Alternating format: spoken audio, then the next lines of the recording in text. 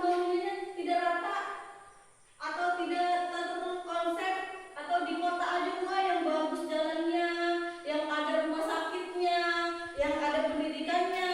Tapi kenapa Bu di desa tidak?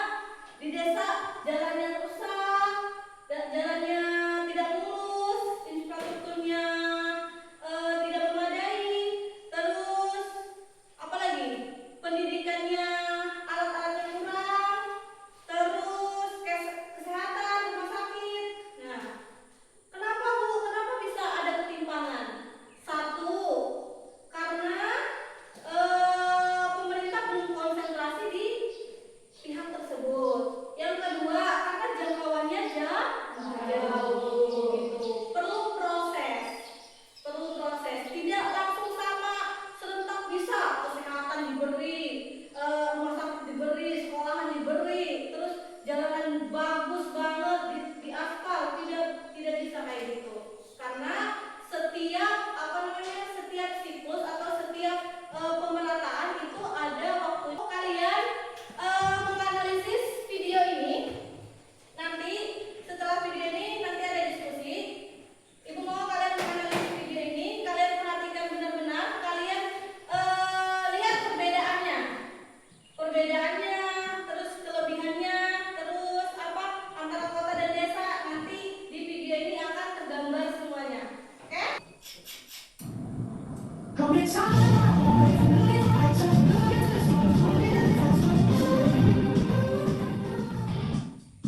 Bicara soal pemetaan pembangunan di Solo, pembangunan terus bergerak maju. Tapi apakah itu sudah mencakup secara keseluruhan dan apa itu sebenarnya pemetaan pembangunan? Pemerataan adalah tentang akses utara, bukan hanya soal membuat gedung baru, fasilitas baru, tapi memastikan semua warga dapat menjangkaunya baik secara fisik maupun secara digital. Inilah definisi dari keadaan pembangunan. Realitanya, data menunjukkan hanya 65% rumah tangga di kelurahan Lingga yang memiliki akses bandar jauh di bawah pusat kota yang berada 25%. Aspek sosial adalah inti dari pemetaan, yang berarti menjadi daya publik yang khusus. Kota yang adil adalah kota yang peduli, akses pendidikan dan kesehatan setara untuk semua warga, tidak peduli di mana letak rumahnya. Berdasarkan data Desa Surakarta tahun 2024, jumlah bangunan SMA baik negeri maupun swasta juga Surakarta, khususnya di Banser masing-masing daerah memiliki 1 bangunan sekolah. Sementara di Kota Tegal memiliki 5 bangunan SMA negeri dan 8 bangunan SMA swasta. Hal ini menunjukkan bahwa terjadi pemetaan bangunan di Kota Surakarta, khususnya di bidang pendidikan untuk seluruh masyarakat. Secara fisik, tidak umumnya. Pemetaan berarti kualitas infrastruktur yang setara. Drainase, jalan dan juga air bersih harus menjadi prioritas utama di semua area, bukan hanya di pusat kota saja. Pemetaan bukan hanya membangun yang belum ada, tapi juga mempertahankan kualitas di daerah yang sudah ada. Definisi pemerataan juga terkait dengan ekonomi mikro dan rakyat. Pembangunan yang sukses tidak seharusnya untuk rakyat kecil. Pemerataan harus mencakup terjangkauan hidup. Menurut data BPS Kota Surakarta mengalami pertumbuhan ekonomi yang positif pada tahun 2024, yaitu sebesar 5,61%. Tapi angka ini harus kita kritisi. Jika pertumbuhan tinggi itu justru diiringi kenaikan harga sewa dan kebutuhan pokok yang di luar kemampuan warga, itu bukan pemerataan. Pertumbuhan harus mampu menekan daya hidup, bukan malah melakukannya. Pemerataan juga berarti hak atas lingkungan sehat. Setiap warga Solo berhak atas ruang terjauh dan pengelolaan sampah terbaik. Jika lingkungan bersih, maka kualitas hidup makin meningkat. Jadi pada intinya, pemerataan pembangunan merupakan suatu optimal keadilan sosial sejati di Kota Surakarta. Kesetaraan, infrastruktur, kesehatan dan juga kesejahteraan benar-benar harus dirasakan oleh semuanya. Untuk itu, mari nantikan kita semua, masyarakat dan juga mahasiswa dan juga warga harus ikut aktif untuk memastikan bahwa pembangunan tersebut benar-benar berjalan dari bawah. Kalian lihat tadi di video tersebut, apa yang kalian tahu? Pemerataan bangunan yang tidak rata. Pemerataan bangunan yang tidak rata. Nah, ini sesi diskusi. Ibu mau kalian bagi kelompok. Oke? Untuk diskusinya, Ibu berikan lembar kertasnya. Kalau sesuai dengan yang kelompok 1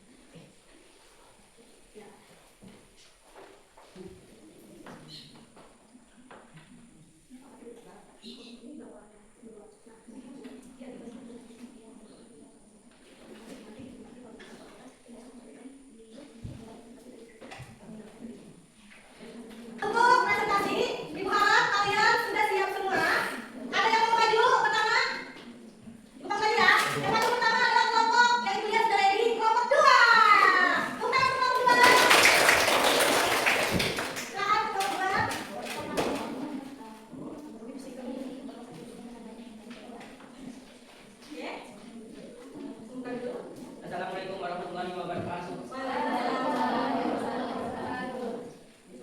Kami ingin mempresentasikan dari diskusi kelompok kami. Kalian mendiskusikan tentang apa dulu? Dampak Ketimpangan pembangunan. Oh ya, dampak pembangunan. Ketimpangan pembangunan menimbulkan berbagai dampak bagi sosial maupun ekonomi. Dampak sosial yang muncul antara lain kesengajaan kualitas pendidikan dan kesehatan, meningkatkan urbanisasi serta munculnya kecemburuan sosial antar wilayah. Izinkan saya melanjutkan presentasi. Dari sisi ekonomi, ketimpangan menyebabkan perbedaan pendapat masyarakat. Intinya, tingkat kemiskinan di daerah tinggal dan terbatasnya kesempatan kerja. Jika tidak ditangani dengan baik, ketimpangan pembangunan dapat menghambat pertumbuhan ekonomi nasional secara merata. Oke, tepuk tangan untuk Lanjut ya. Kelompok 3.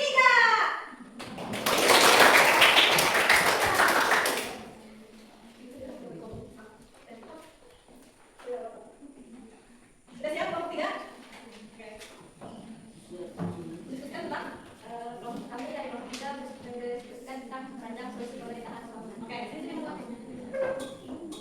Beberapa solusi yang dapat dilakukan untuk mewujudkan pemerataan pembangunan antara lain meningkatkan pembangunan infrastruktur di daerah tertinggal, misalnya seperti membaguskan jalan di desa, membangun sekolah di desa kecil, sama rumah sakit, memperluas akses pendidikan dan layanan kesehatan kualitas, mendorong investasi dan pembangunan usaha lokal di berbagai daerah, mengembangkan potensi ekonomi daerah sesuai keunggulan masing-masing, misalnya seperti di desa kita, desa terkenal kan kayak nelayan. Memanfaatkan teknologi informasi untuk mempercepat pembangunan dan akses layanan publik, meningkatkan kualitas sumber daya manusia melalui dipelatih dan pendidikan keterampilan. Oke, bentar. Lanjut kelompok 1. Kelompok 4. Situ nggak?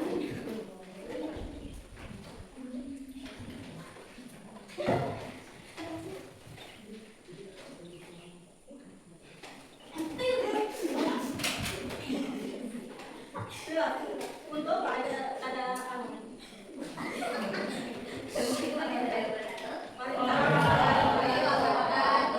Saya ingin menjelaskan analisis perbedaan pembangunan wilayah. Perbedaan pembangunan wilayah terjadi karena setiap daerah memiliki potensi sumber daya alam manusia, infrastruktur, dan tingkat investasi yang berbeda. Wilayah perkotaan umumnya berkembang lebih cepat karena memiliki akses transportasi, pendidikan, kesehatan, dan teknologi yang lebih baik dibandingkan wilayah pedesaan atau daerah terpencil. Selain itu, kebijakan pemerintahan dan letak geografis juga mempengaruhi tingkat pembangunan suatu wilayah. Akibatnya, terdapat daerah yang maju dan daerah yang relatif tertinggal.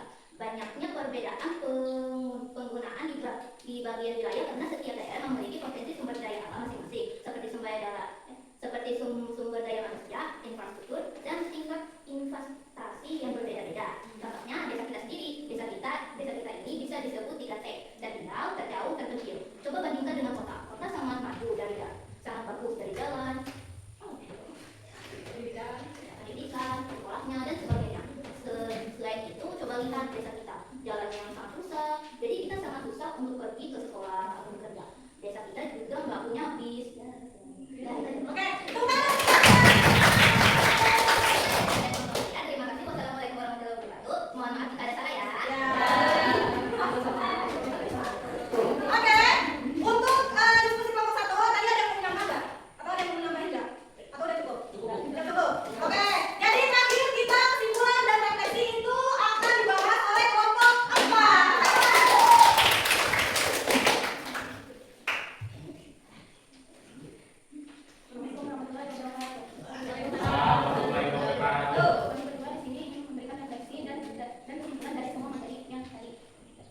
Pembangunan wilayah merupakan upaya untuk meningkatkan kesejahteraan masyarakat di berbagai daerah. Namun adanya perbedaan potensi dari kondisi wilayah menyebabkan terjadinya ketimpangan pembangunan. Ketimpangan ini berdampak pada kehidupan sosial dan ekonomi masyarakat. Oleh karena itu diperlukan berbagai strategi pemerataan pembangunan melalui peningkatan infrastruktur, pendidikan, kesehatan, investasi, dan kualitas sumber daya manusia. Dengan pemerataan pembangunan, kesejahteraan masyarakat dapat meningkat dan kesenjangan antar wilayah dapat ditambah. Oke, tepuk tangan dulu. Lanjut ya. Jadi kesimpulannya dari kelompok 4 tadi, jika ada ketimpangan di suatu pemerataan pembangunan, itu akan berdampak kepada ekonomi.